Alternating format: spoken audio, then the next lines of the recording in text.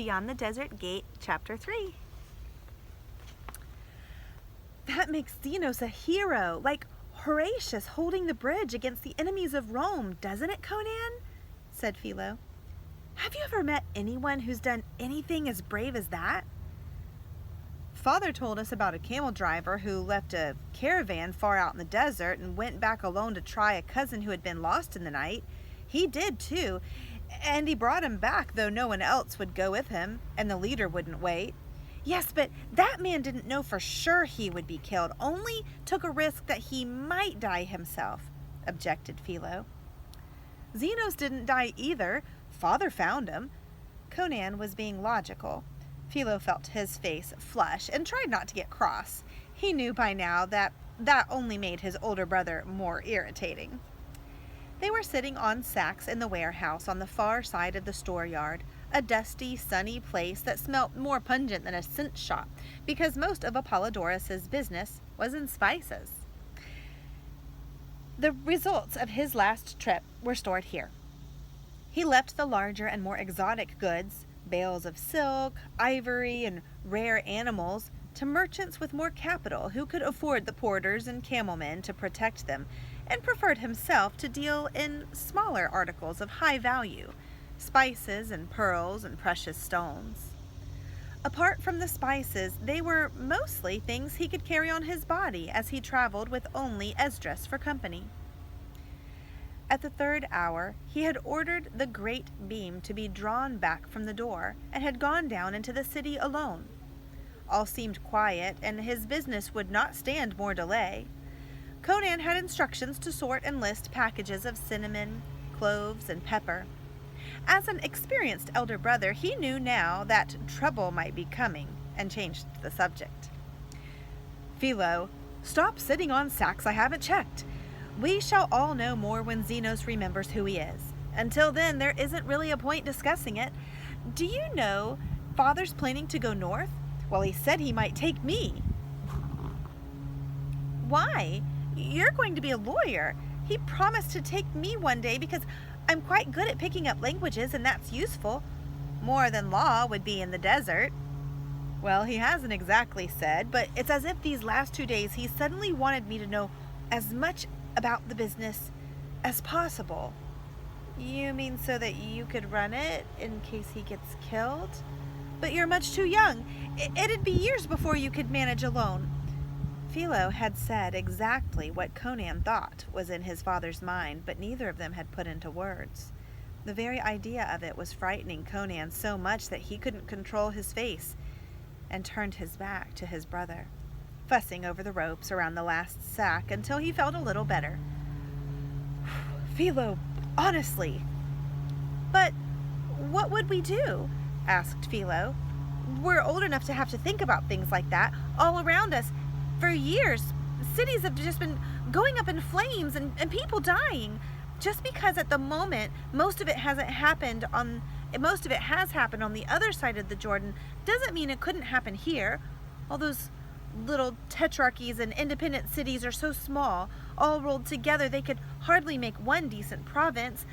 I'm not surprised that Nero lost patience with the Jews. I've been thinking, and I've no idea how I could earn my own living if Father suddenly didn't come back, though I suppose he's as likely to come back and find no Philadelphia.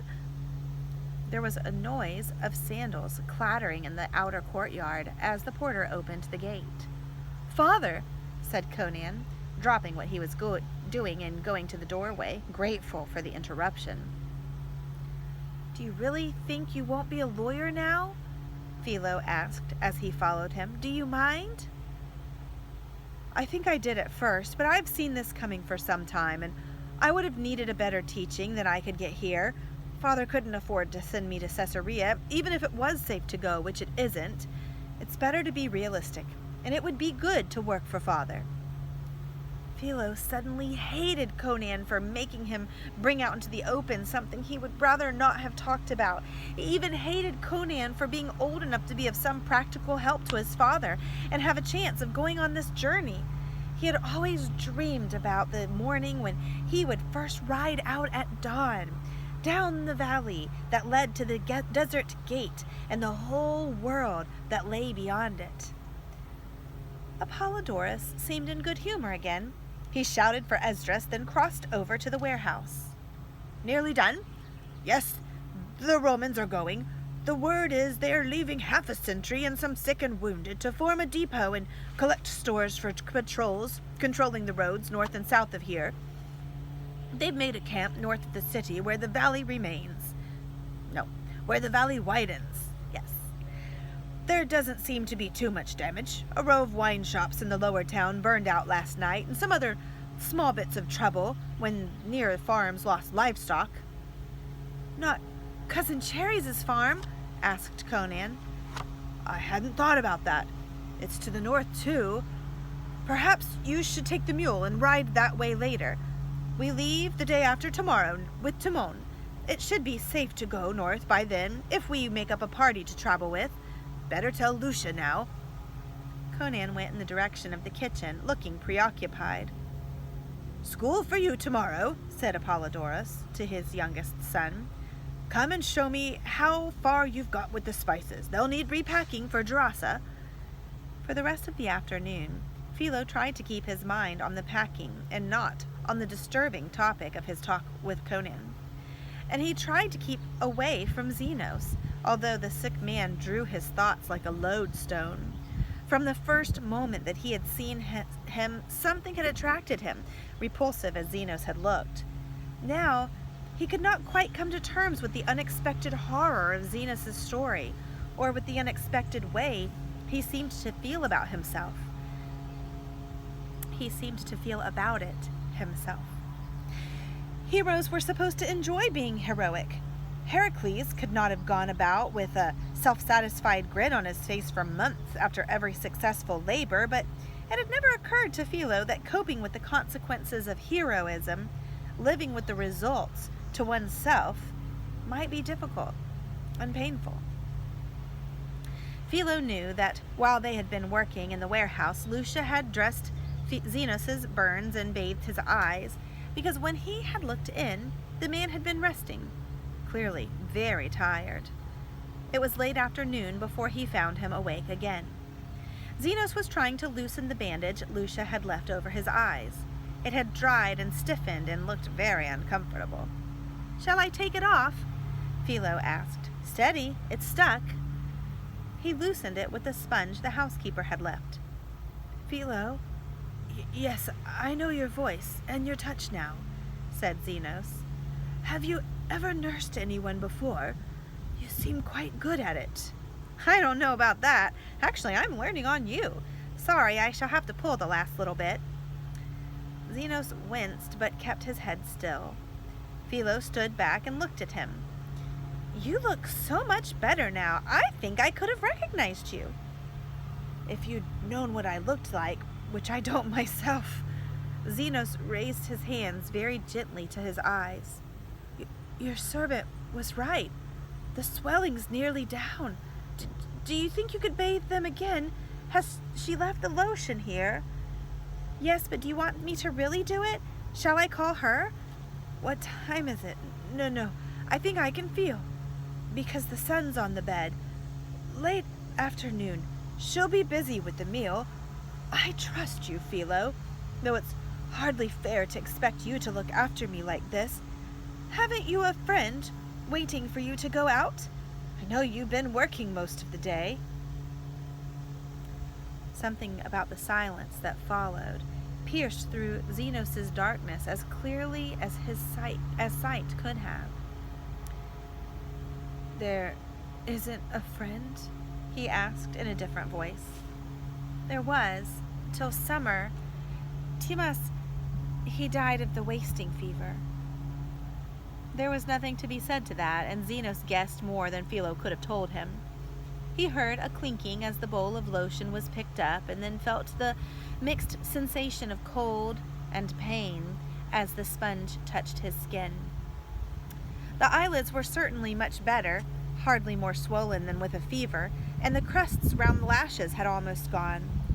With all the care that his fingers were capable of, Philo bathed them away, while Zenos laid uncomplainingly still. There, that's it.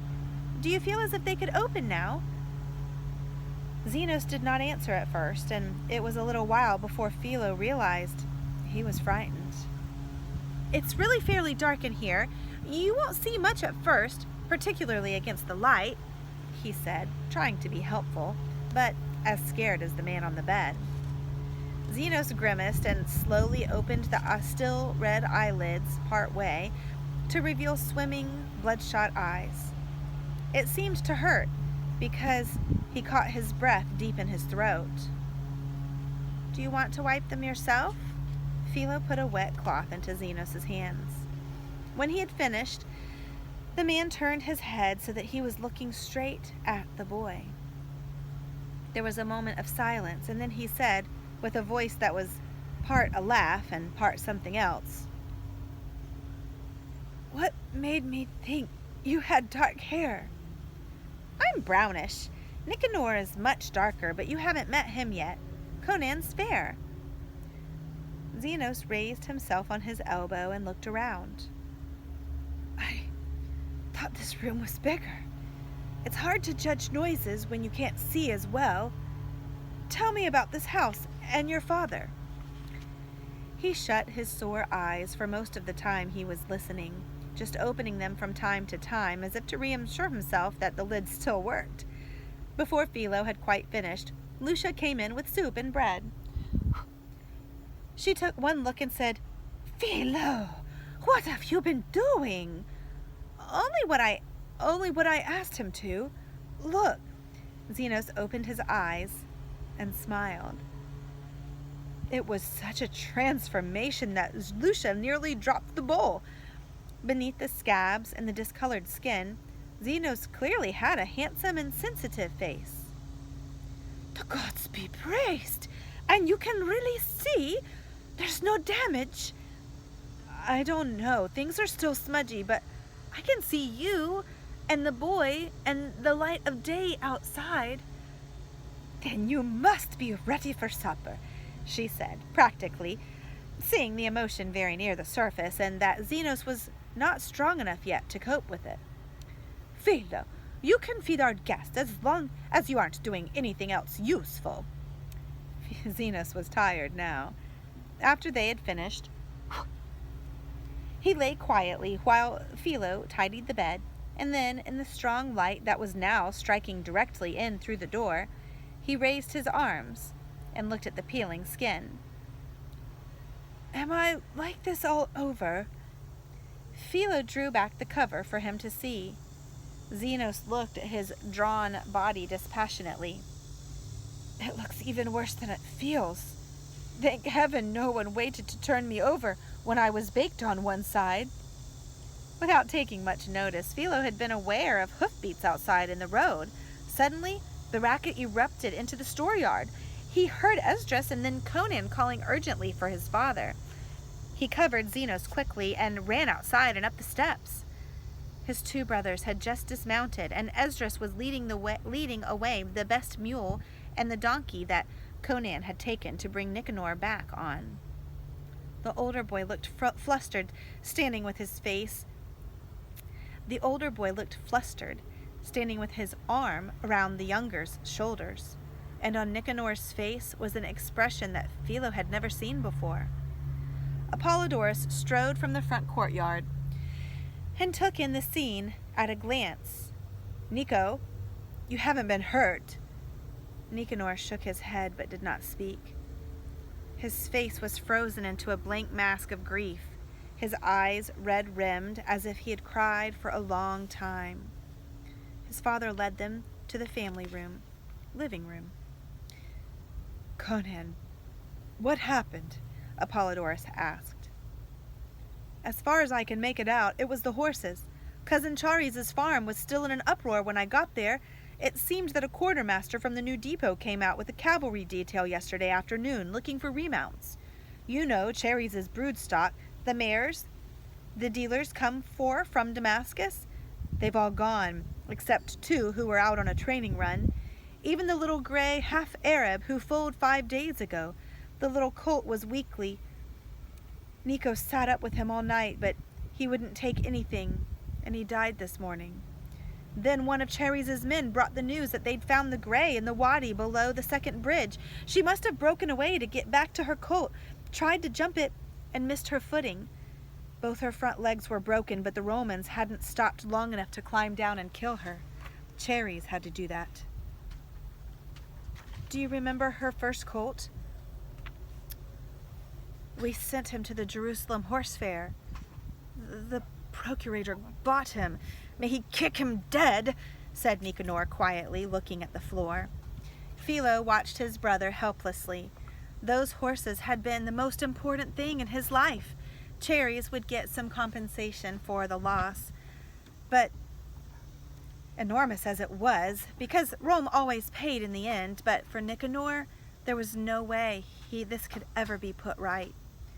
The gray and her colt were dead, and nothing he could say would be any use. Then Conan went and knelt to take hold of the hands that were clenched between his brother's knees. Come with me, and lie down. I do understand a bit. Not horses exactly, but things that can't ever be made better. It's like I felt when lightning struck the new Apollo on the temple pediment. I'd watched him being carved for months, and the sculptor could never get him quite right again. Nicanor did not answer him, but he allowed himself to be led uncomplainingly away. Nico looks as if one of us had died, as if he was never going to get over it, said Philo, adrift on an emotion whose depth and direction he could not understand. I pray the gods you may be wrong, said his father.